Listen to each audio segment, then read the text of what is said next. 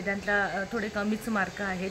टीचरचं तेच म्हणणं आहे की मुलं खूप जास्त लाईटली झालेले आहेत, लाईटली घेतात. हाय हॅलो नमस्कार. आजच्या एका नवीन व्हिडिओमध्ये तुम्हा सगळ्यांचं स्वागत करते. आणि इथे तुम्हाला जे शेवटचं चित्र दिसलं होतं ना, ते होतं मेस्सीचं चित्र आणि ते वेदांतने काढलेलं होतं. आणि आज आता मी आलेली आहे वेदांतच्या स्कूलमध्ये. मस्त असं एक्झिबिशन पण आहे आणि त्यांचा ओपन हाऊस आहे. तर काय काय होणार आहे मी शेवट एक खूप म्हणजे माझं तरी जे काही आहे ते मी शेअर केलेलं आहे तुमच्याशी, की मुलांचं आपण शाळा का बदल म्हणजे आमची तरी शाळा का बदलली, परत काय त्यांचे मार्क कशा पद्धतीने काय चाललेलं आहे ते थोडंसं मनातली गोष्ट तुमच्यासोबत शेअर केली आहे. शेवटपर्यंत व्हिडिओ नक्की बघा. आणि इथे मुलांनी मस्त असे छान छान प्रोजेक्ट्स बनवलेले होते. म्हणजे मुलांची प्रोजेक्टमध्ये ह्या सगळ्यामध्ये क्रिएटिव्हिटी दिसून येते, त्यांचं थॉट प्रोसेस दिसून येतं की कुठल्या पद्धतीने विचार करतायत किंवा ते त्या सगळ्या गोष्टी शोधायला जातात ते लोक आणि मग त्या गोष्टी बनवतात. इथे असं असतं की एखादा प्रोजेक्ट बनवायचा, तो जर शाळेकडून अप्रूव्ह झाला की हा परफेक्ट आहे, छान बनवलेला आहे, तर तो एक्झिबिशनमध्ये ठेवला जातो. तर त्या पद्धतीने इथे वेदांचा कुठलाच प्रोजेक्ट नव्हता, वेदांनी त्याच्यात भाग पण घेतला नव्हता. पण त्याच्या मित्रासोबत त्याने एक मस्त प्रोजेक्ट बनवण्याचा प्रयत्न केलेला होता एक्झॉस्ट फॅनचा. तो काही सक्सेस झाला नाही, त्यामुळे तो काही एक्झिबिशनमध्ये नाही आहे. पण ह्या इतर मुलांचे प्रोजेक्ट्स आहेत ते नक्की बघा.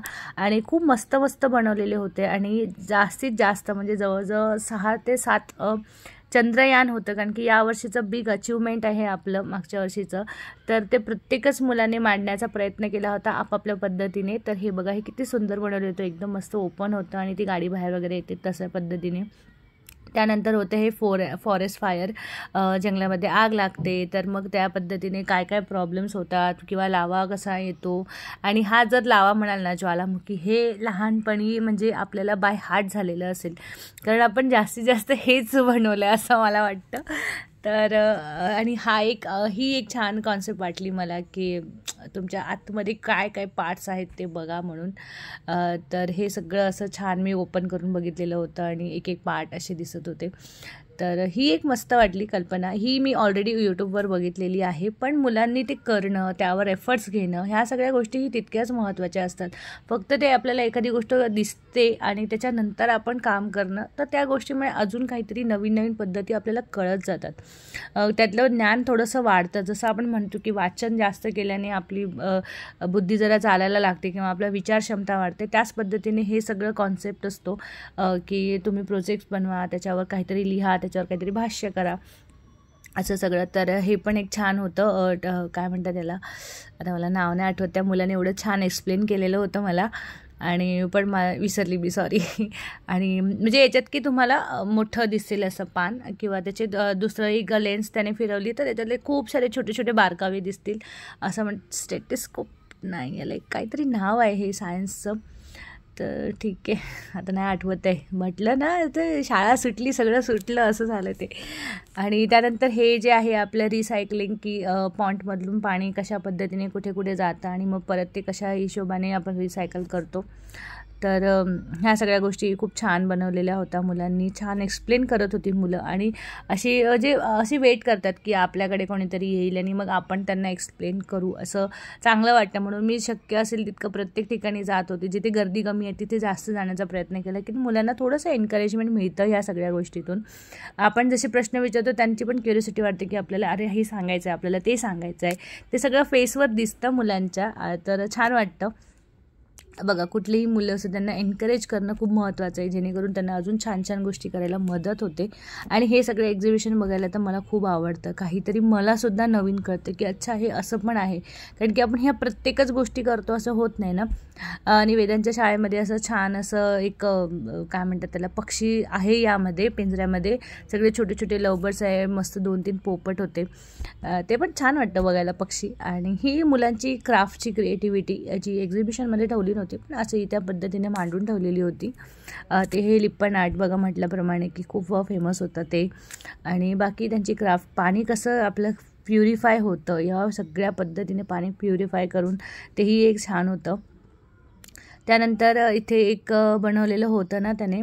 परत मुलांचे हे सगळे ड्रॉइंग पेंटिंग इथे काही सुंदरच होते. कधी कसं आपल्याला वाटतं ना की अरे आपला मुलगा खूप छान ड्रॉइंग काढतो, पण त्याहीपेक्षा सुंदर सुंदर तिथे होते ड्रॉइंग्स. तर मस्त आहे.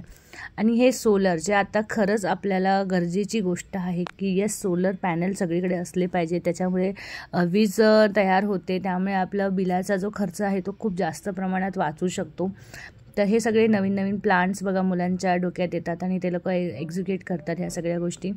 तर दिसताना किती छान नीट क्लीन वाटते ना. आणि मस्त बनवलं होतं त्याने, पण भरपूर मोठं होतं आणि याला मेहनतही तितकीच लागते. परत या सगळ्यांची एक वेटिंग असतं ना की यार आपला नंबर येणार की नाही. त्यानंतर ही एक गोष्ट चांगली वाटली की ती रिवर्स मिरर असते जी इथे दिवा उलटा तुम्हाला ड्रॉ केलेला दिसतोय, पण तो मॅग्निफाईंग ग्लासमधून जर बघितला ना तर तो सरळ दिसेल. ती ही एक मस्त गोष्ट होती.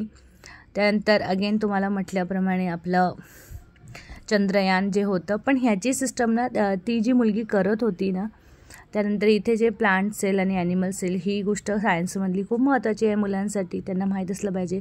ही एक व्हॅक्यूमच्या साहाय्याने तो जे आहे चंद्रयान जे आहे ते अप अँड डाऊन करण्याचा प्रयत्न करते. मोस्ट ऑफली मुलांनी बॅटरीज लावलेल्या होत्या, पण ही अशा पद्धतीने म्हणजे एक व्हॅक्यूमच्या साहाय्याने ते सगळं चाललेलं. हे जे ते दाखवते ते मॅग्नेटच्या साहाय्याने, म्हणजे कुठलीही बॅटरीचा तिने वापर केला नव्हता. तिला थोडेसे एफर्ट्स घ्यावे लागत होते, पण हे सगळं तिने अशा पद्धतीने पूर्णपणे दाखवलेलं होतं. आणि हे जे लँड झालेलं आपलं त्यानंतर विक्रम लँडर तेच. तर हे असं म्हटल्याप्रमाणे की 5-6 जण होते. ही पण एक आयडिया छान होती की कुठल्याही बॅटरी यूज न करता स्वतःच्या हिशोबाने आपण त्यांना पूर्ण करून दाखवते. त्यानंतर इथे लावा आणि मी ही मुलं थोडीशी टाईमपास करते. मी म्हटलं अरे ते मला करून दाखवा. तर म्हणे आंटी आमचं ते ना इनोचं पॅकेट संपलेलं आहे, तर म्हणे नाही जमणार आम्हाला करायला. ओके काही हरकत नाही, पण तेच की असं छान वाटतं मुलांशी इनॅक्ट व्हायला आणि बरं वाटतं जर असे त्यांच्याशी बोलायला.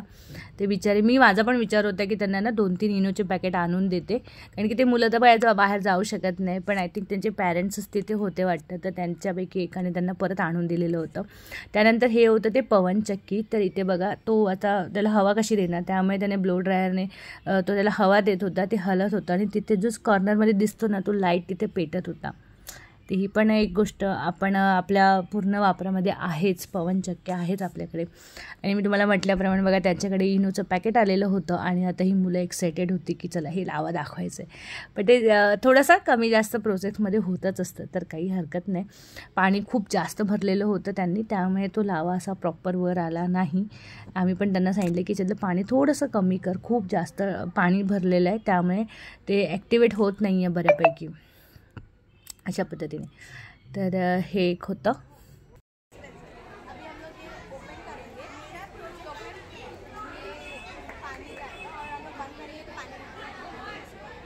पानी क्या होगा? पानी को पुश करते हैं पानी से। हाँ हाँ हाँ, पानी बाहर आता है और जब बंद कर देते हैं तो हवा सारी बाहर निकल, थोड़ा ही खोलना रहता है पानी इसके लिए। ओके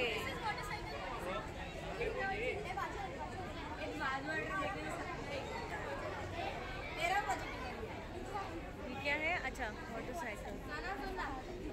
हाउ टू डाल दिस क्या लगे? नाइस। ये कार स्टैंडर्ड है तो कार वॉश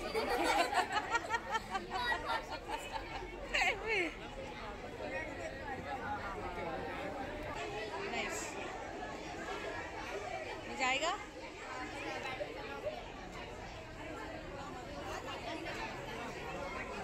ये क्यों, ये मतलब क्या लगाया है सपोर्ट के लिए?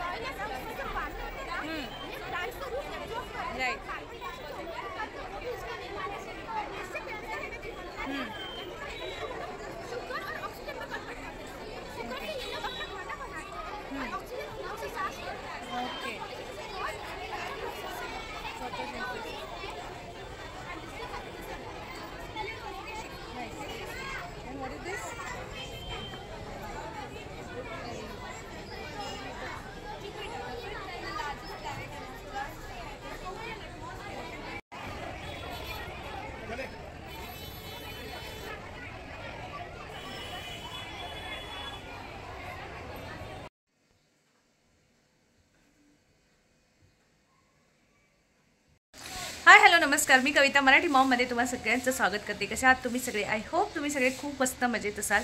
आणि आज आहे शनिवार, तर चला सगळ्यांची रुटीन छान सुरू झालेली असेल आणि थोडा वीकेंडच आहे म्हटल्यावर मजा येते.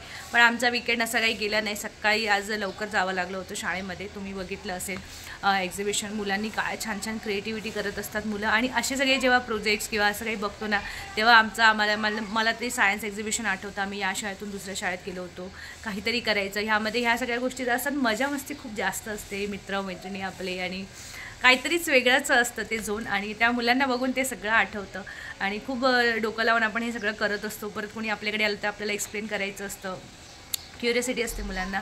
तर तेही बघितलं मी एक्झिबिशन. परत वेदांची तुम्हाला मी ड्रॉइंग दाखवली. मेस्सीची त्याने ड्रॉइंग काढलेली होती, फुटबॉल प्लेअर आहे, तर तीही ड्रॉइंग तिथे लावलेली होती. ती खूप क्रिएटिव्ह मुलं, अशा एक्झिबिशनमध्ये त्यांची क्रिएटिव्हिटी दिसत असते. आणि ते असं असतं, शाळा ह्या सगळ्या गोष्टींना प्रमोट करतेच, कारण की हीच क्रिएटिव्हिटी पुढे जाऊन त्यांना काहीतरी उपयोगी पडणारच आहे. तर असं सगळं होतं. आणि आज ओपन हाऊस होता खरं म्हणजे, त्यासाठी गेलो होतो शाळेमध्ये. तर ओपन हाऊस झाला, व्यवस्थित मार्क वगैरे आहे. पण टीचर्सचं ना एक म्हणणं असं झालं होतं आत्ता, म्हटलं तुमच्याशी शेअर करावं, की जेव्हापासून लॉकडाऊन झालं आहे ना, तेव्हापासून मुलं अभ्यासाला खूप जास्त लाईटली घेतात. इतकं जास्त त्याचं म्हणजे सिरियसनेस त्यांच्या बाबतीत दिसत नाही, की नाही ही गोष्ट केली पाहिजे, ही गोष्ट आपल्याला शिकली पाहिजे, याचं काय महत्त्व आहे. म्हणजे अभ्यास करायचा म्हणून करतात आणि पुढे चालतात. बघा, आपणही, मी काही स्कॉलर विद्यार्थी वगैरे नव्हते मी पण, किंवा तेवढी कॉम्पिटिशनसुद्धा तेव्हा नव्हती. पण आत्ता काय झालं, आधीच व्यवस्थित चाललेलं मुलांचं, आणि नंतर मुलं इतकं लाईटली घ्यायला लागली आहे ना, की आणि वरून सीन अनसीन पॅसेज जे येतात इंग्लिशमध्ये, वेदांतला थोडे कमीच मार्क आहेत, बाकी सगळ्यामध्ये चांगले आहेत. कमी म्हणजे 20पैकी 13-14 मार्क आहेत, तर कमी आहे त्या, कारण की त्याचा अभ्यास खरंच खूप चांगला आहे. त्याला बाकी सगळ्या विषयांमध्ये 70, 80, 90 असे आहे. त्याचं मॅथ्स सायन्स चांगला आहे. पण मग काही विषय असतात मुलांचे, पण जर त्याच्यावर तुम्ही काम केलं तर ते चांगलं होणार. तर टीचरचं तेच म्हणणं आहे की मुलं खूप जास्त लाईटली झालेले आहेत, लाईटली घेतात या सगळ्या गोष्टींकडे, तर ते नाही झालं पाहिजे. आणि हिंदी मराठीचं म्हणाल तर इंग्लिश मिडियमवाल्यांचं हिंदी मराठी थोडं कमकुवत राहतं, त्यांचं लँग्वेजवर तेवढंसं प्रभुत्व राहत नाही, तर तिथेही त्यांचे मार्क कमी पडतात. तर ह्या सगळ्या कॅल्क्युलेशनमध्ये मग त्यांची पर्सेंटेज जास्त भारी पडतात. तर ह्या सगळ्या गोष्टींकडे खरंच आपल्याला पण लक्ष देणं खरंच गरजेचं आहे. हिंदी मराठीचं म्हणाल तर मी खूप वर्षापासून वेदांतला सांगते की हँडरायटिंग काढत जा, रोज 1 पेज तरी हँडरायटिंग होतं. आपल्याला कसं शुद्ध लेखन असायचं तसं त्याच्या मागे लागून, पण त्याची तेवढी चांगलीशी हँडरायटिंग नाही आहे. आता तो कसं होतं की ह्या सगळ्या व्यापामध्ये कधी लिहितो कधी नाही लिहित, आठवण देणं आपलं काम असतं, थोडा वेळही लागतं. पण मग त्यांना कळतं की येस, हँडरायटिंगमुळे पण आपले मार्क कट होतात. आणि मी यावर्षी तर वेदांची शाळा चेंज केली होती. वेदांची शाळा चेंज करण्यामागचं सगळ्यात महत्त्वाचं कारण हे होतं की तिथे ना भरभरून मार्क द्यायचे, पैकीच्या पैकी मार्क असायचे, एकदम पैकीच्या पैकी. आणि आपल्याला दिसते चूक, की हे चूक आहे. आम्ही स्वतः कधी कधी जाऊन तर असं सांगितलं की मॅम हे चुकलं आहे, त्याचं हे नाही आहे बरोबर, तेव्हा कुठे त्याचा एखाद दुसरा मार्क कमी व्हायचा. म्हणजे माझं असं म्हणणं होतं की एकदम डोक्यावर मुलांना चढवू नका. त्यांना असं वाटतं की मी पैकीच्या पैकी काढतो, मला काही एवढं विशेष नाही, असं नाही झालं पाहिजे. त्यांना त्याची किंमत म्हणतात ना ती कळली पाहिजे, असं माझं तरी मत होतं. तर लॉकडाऊननंतर आधीची शाळा होती त्यामध्ये ना खूप अशी हलगर्जीपणा होत होता, आणि वरून अव्वाच्या सव्वा फीसुद्धा वाढवलेली होती. त्यामुळे पण हे 2 रिझन खरं म्हणजे होते की आम्हाला शाळा चेंज करायची होती. आणि आम्ही लॉकडाऊननंतरच शोधत होतो, म्हणजे एक तर ॲडमिशन असं लवकर मिळत नाही. आणि मग इथे ॲडमिशन सडनली मिळालं. गेलं त्याला म्हटलं की तुला एक्झाम द्यावी लागेल. आम्हाला काहीच यातलं माहीत नव्हतं. आम्ही गेलो होतो गार्गीच्या हिशोबाने, तर एक्झाम दिली आणि त्याचं काहीतरी 65% आले, म्हणजे 100 मार्काचा पेपर होता त्यांचा पूर्ण ओव्हरऑल सगळ्या विषयांचा मिळून 100 मार्काचा पेपर ठेवलेला होता. त्याच्यामध्ये त्याला 65% आले. तर पटकन हो म्हणण्यात आलं आणि ते ॲडमिशन झालं, असं झालं होतं. तर मग एखाद दुसऱ्या व्यक्तीचं म्हणणं असं होतं की त्याला तिथे पैकीच्या पैकी मिळायचे ना, इथे बघ त्याला तितकेसे मार्क मिळणार नाही, कारण की इथे चेकिंग खूप जास्त आहे. तर तेही एक चॅलेंजिंग वाटत होतं की तेवढं नाही, एकदम मी म्हणणार नाही, कारण की तिथे त्याला वेदांतला 95, 97 असे मार्क पडायचे, म्हणजे काही सोयच नाही त्या मार्कांना. तर पण आम्हाला कळत होतं की हे मार्क आत्ता या लेवलला काही कामाचे नाही आहे असं. तर मग इथे ॲडमिशन वगैरे झाल्यावर इथे खरंच आहे की खूप स्ट्रिक्टली पेपर चेक केले जातात. हिंदी मराठीमध्ये त्याला कधीच पैकीच्या पैकी मार्क पडले नाही. पण स्ट्रिक्टनेस हा आहे की का केलं जातं, आणि इथे मॉडरेटर आहेत जे हिंदी 10वीचे पेपर चेक करतात, ते मॉडरेटर इथे पेपर यांचे चेक करत असतात. तर एकदा तर असं झालं होतं की पूर्ण त्याने कहाणी लेखन लिहिलं आणि त्याला पूर्ण 0 मार्क्स मिळाला होता. तेव्हा मी पण शॉक झाले की पूर्ण म्हणजे इतकं फुलस्केप भरून लिहिलं आणि 0 मार्क्स का. तर मग आम्ही टीचरकडे विचारायला गेलो, तेव्हा टीचरने एवढं चांगलं एक्सप्लेन केलं की कहाणी लेखन हे कधीही भूतकाळामध्ये असतं, वर्तमान काळात आपण कहाणी लिहित नाही. तर आणि त्याने कहाणी व्यवस्थित लिहिली, पण त्याचा सगळा काळ हा वर्तमान काळातला होता. आणि परत त्याने पॅरेग्राफ तसे व्यवस्थित पाडले पाहिजे. पॅरेग्राफ पाडणं महत्त्वाचं आहे, एक लाईन सोडणं नाही. त्याने 1-2 वेळी लिहिले आणि लाईनच सोडलेली होती. तर म्हणे ही इथे कहाणी त्याची 2 लाईनचीच झाली, मग कहाणी पूर्ण कंटिन्यू कुठे होते, पॅरेग्राफ नाही आहे. तर या छोट्या छोट्या गोष्टी त्यांनी असं छान सांगितलेल्या होत्या. तर ती गोष्ट बरी वाटली आम्हाला. आणि अशा पद्धतीने मग कारण शाळा चेंज जी झाली ते बऱ्यापैकीच झालं. आताही त्याला 95, 97 तर नाही, पण 80च्या रेंजमध्ये पर्सेंटेज असतात. पण ठीक आहे, अजून आपल्याकडे 2 वर्ष आहे. 10वीच आपल्याला गाठायची आहे, व्यवस्थितरित्या पार करायची आहे. त्यामुळे आत्ताचा हा पेस बऱ्यापैकी चाललेला आहे असं मला तरी वाटतं. आणि ह्या गोष्टी झाल्या पाहिजे. एकदम मुलांना खरंच डोक्यावर बसवण्यात काही अर्थ नाही. मुलं लगेच बसतात, उतरत लवकर नाही. डोक्यावर बसवणं मीच असं की चांगले मार्क पडले की आपण येतं भरभरून एवढं कौतुक करतो, अरे माझा मुलगा. पण त्याच्यामागचं कुठे जे 2-3 मार्क तुमचे कट झाले त्याच्याकडे पण लक्ष देणं आपलं काम असतं. त्याचं कारण पण जाणून घेतलं पाहिजे आपण, असं माझं म्हणणं आहे. तर असं सगळं होतं. तिने आता चला, आता ही हिरो लोक उठलेत, कारण की मी सकाळीच गेलेले होते. सगळं आता घरातलं आवरलं. आता मस्तपैकी ढोकळ्याचा नाश्ता बनवते. काय मॅडम? आणि मग पुढचा पूर्ण दिवस कसं जातं बघूया. सॅटर्डे सुरू, गोंधळ सुरू.